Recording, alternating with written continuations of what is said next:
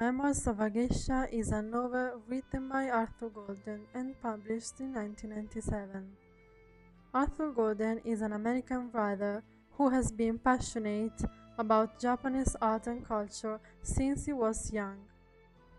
After graduating at Harvard in art history, in 1980 he obtained a master in Japanese art at Columbia University and learned Mandarin Chinese as well.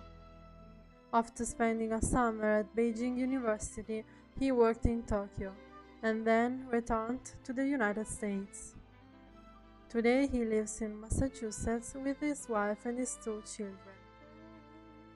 The story is set in the late 20s and told by the protagonist Chio through her deep blue-gray eyes.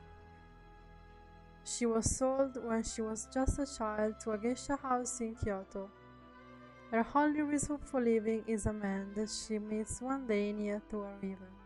The man, who is the president of an important factory, tries to comfort her by giving her his handkerchief. From that time, every step she takes is to bring herself closer to the man she loves. Becoming a geisha is the only way to be with him. However, this job turns out to be a double-edged sword for her, because a geisha can fall in love with someone. All her dreams seem to be shattered when Nobu, a business partner and friend of the president, falls in love with her. The outbreak of the Second World War becomes another major challenge for her. Her life of luxury and magnificence is replaced by a new reality, in which she suffers from hunger and poverty. However, she is protected by Nobu until the end of the war, when he decides to become her protector, destroying all her hopes to be with the president. When all seems lost, the president tells her that Nobu refused this task, so he can finally express his true feelings for Chio. In all these years, he couldn't forget the little girl's eyes who were looking at him crying. Chio was the only woman that he had ever wanted with him. So he becomes her protector, and she can finally be free from the ukiya and from her job. Even if the novel isn't a true story, it involves and enchants the reader, because the details of a geisha and her life aren't invented. The story sticks to the reality and is based on the testimonies of the most famous geisha in Japan, Mineko Iwasaki. The writer was able to describe perfectly this world that has always fascinated the Western countries.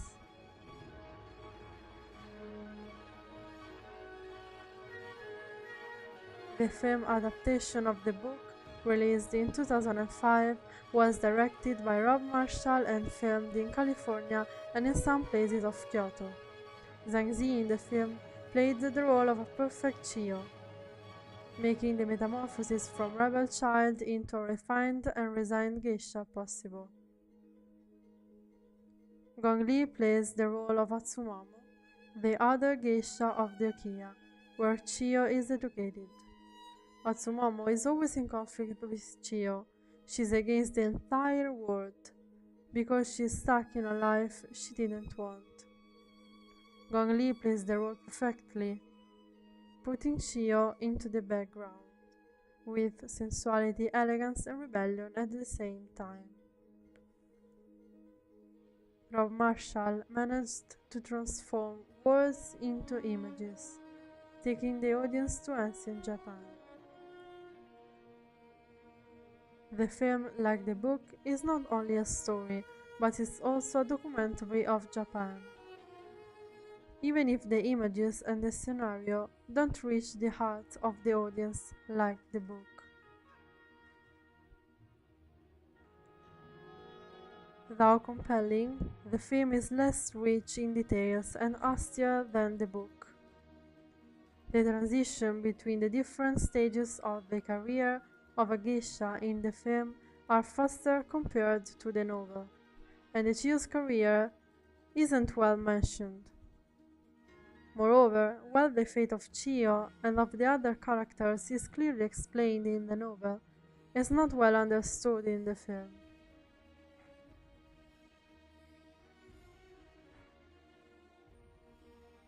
On the contrary, the reader knows that Chio moves to New York with her new protector, from whom she has a baby, while Atsumomo ends up becoming a prostitute.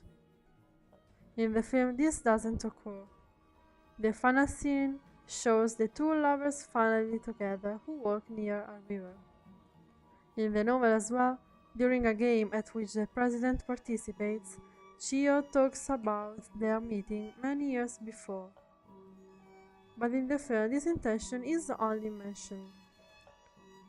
She ends up instead telling another story. However, in the book, Chio's identity will be revealed through the handkerchief that the president gave to her many years before, and that she had kept. In the film, on the contrary, Chio throws that handkerchief in the wind when she believes that all her efforts have been in vain. Some minor characters of the novel are not even mentioned in the film, including the other servants of the Ukiya, the General Totori, who is Chio's protector, and fortune teller of another geisha, Mamea. Chio, during her life, has two love relationships with two men, who don't appear in the film either. Even the characters undergo a metamorphosis in the film. Nobu, in the novel, doesn't have an arm and has the face disfigured to do the work. But in the film, the actor who plays this role has only a scar. The mother, while in the novel, is described like an ugly old woman consumed by the bad habit of smoking, in the film is interpreted by an old but still good-looking woman. Despite the changes that the director has made to the story, it sticks to the novel, capturing and involving the audience like the book. Memoirs of a Geisha is a story that involves and strikes from the beginning to the end. It's a story that smacks of feelings that are opposite and complementary at the same time. Suffering, sacrifice, resignation, love, and rebirth in a spectacular setting that is Japan of the 30s.